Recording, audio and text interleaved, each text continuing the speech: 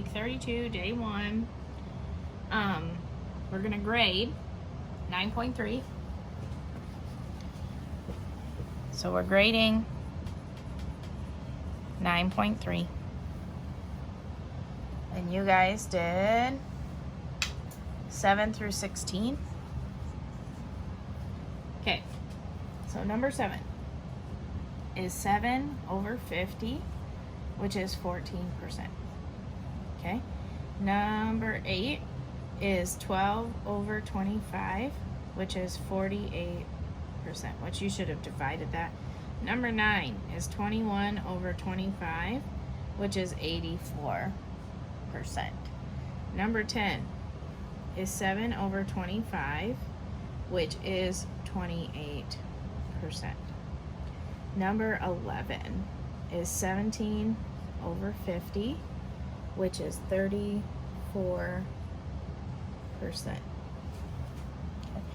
Number 12 is 0, which is 0%.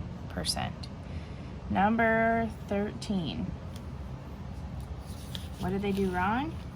They should have got 11 over 50, not 1/4. Okay, number 14,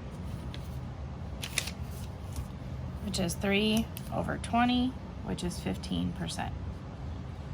Okay, number 15, 45. Number 16, 5. Okay, that's out of 1, 2, 3, 4, 5, 6, 7, 8, 9, 10. Out of 10. What? I will give you out of 20 because I'm nice like that. So out of 20.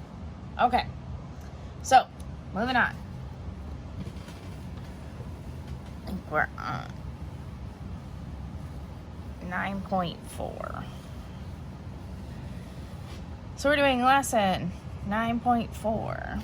And I'm going to page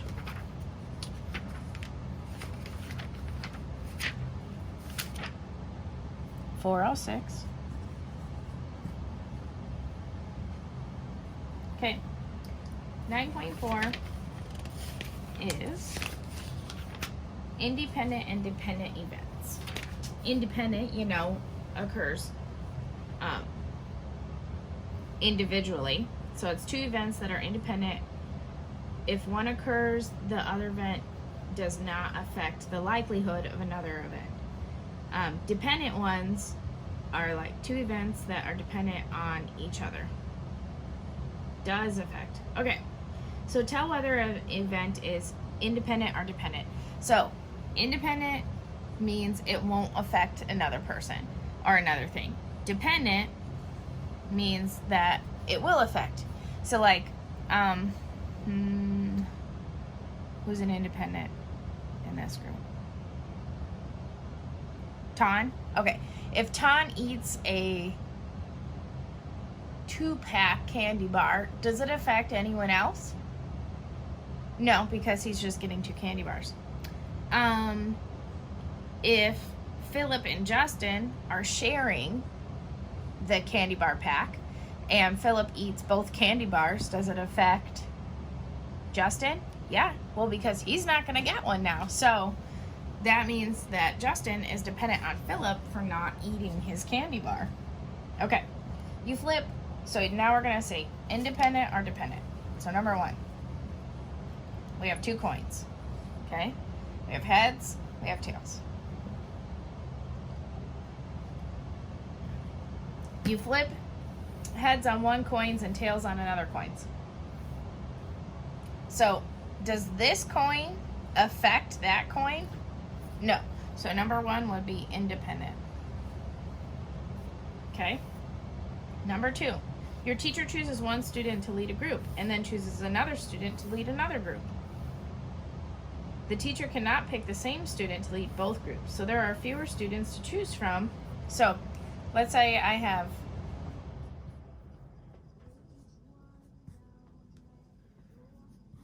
6 students in my class, right? Okay, now right now they're 1 out of 6 of who I'm gonna choose, right? But I choose this guy to be the leader. Okay, he's gone. Can I choose him again? No. So now when I go choose the next ones, what's my odds going to be of choosing the next leader is going to be 1 out of 5. So I choose this guy. So, did choosing this guy affect my choice of the next choice? Yeah, it did, because it took out one of my players. So this would be a dependent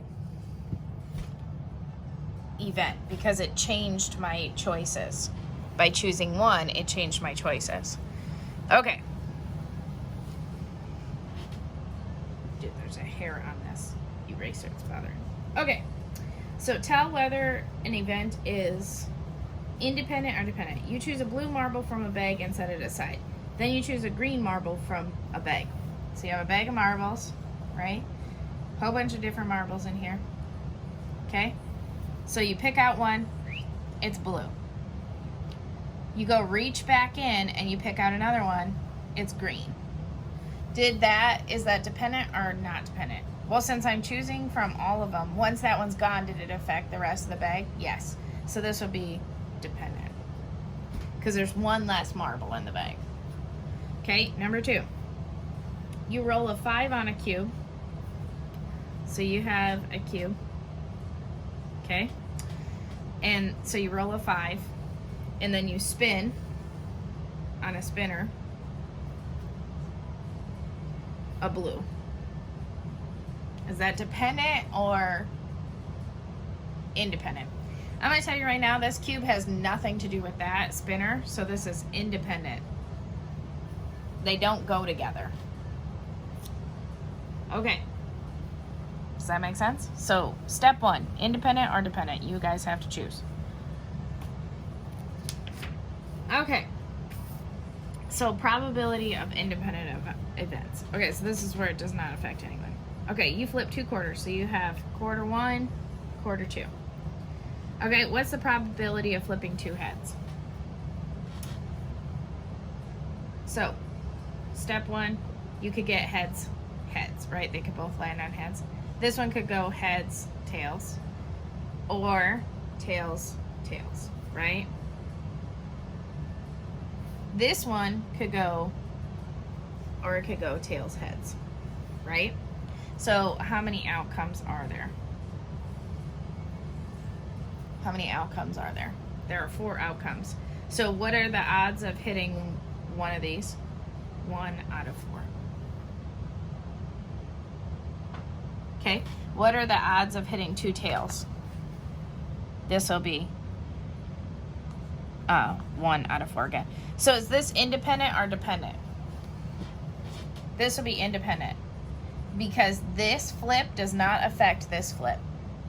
You flip both coins the same amount of times. Does that make sense? So this is an independent flip, and you have to figure out how many outcomes are there and what are my odds of getting that one outcome. Okay. You flip a coin and roll a number cube. So we have a coin and a number cube. Step 1, is it independent or dependent? It's independent because this coin has nothing to do with that number cube. What is the probability you flip tails and roll less than a 5? So what are my outcomes here? 1, 2, 3, 4, 5, 6. Okay? And I could flip tails or heads, right? Okay, so I need less than 5. So how many is that? 1, 2, 3, 4, 5. And then I just want tails, right? So how many is that? 1, 2, 3, 4, 5, 6. So out of 6, how many times could I roll that? 1. Or, sorry, 1, 2. So I need 2 hits on this, which will simplify to 1 over 3 because there's 2 things, so I'm gonna roll 2 times. Okay. Dude, my hair is everywhere this morning. Okay, so moving on to the next one. Finding a probability of a dependent event. Okay, so we have this vase, right? And it has a whole bunch of flowers in it. It's beautiful. If you look on page 408, you can see this beautiful vase that I just drew.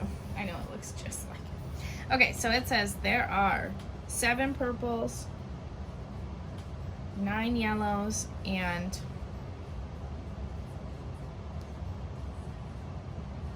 12 pinks. Okay? Okay, you ran, so step 1, we got to figure out how many there are in all. So 7 plus this is 16 plus this is 28. So there are 28 flowers in this vase. Okay, so you randomly choose a flower from the vase. Your friend randomly chooses another flower from the vase to take home. What is the probability that you will choose? Okay, so first, who picks first? You do, right? So you choose one yellow, or sorry, you choose. What is the probability of you choosing a purple flower? So we have purple, 7 over 28, right? That's your odds, which could simplify. 4 goes into both of those, so, or 7 goes into both of those. So that will be you. Okay, now, your friend. What happened when you took, when you took a flower out of this? You took one out. So what happened to the bottom? It turned into 27 because you took one out, because now it's dependent on you taking one out to see what his odds are. Okay, and it says, what is the probability of your friend choosing a yellow flower? So how many yellows are there? There are 9 yellows. Oh, I see a simplify. This can go 1 out of 3. So those are your chances.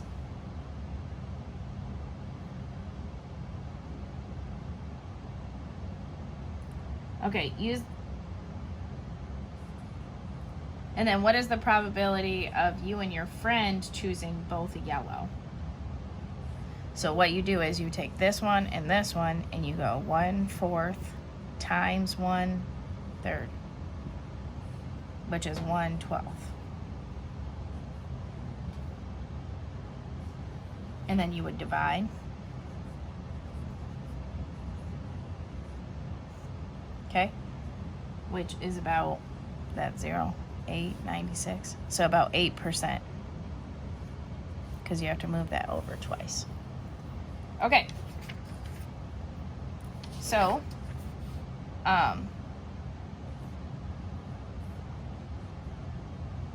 you guys are going to do a couple today. So 9.4. Now I am on page 409. Okay, and you guys are gonna do 5 through 24.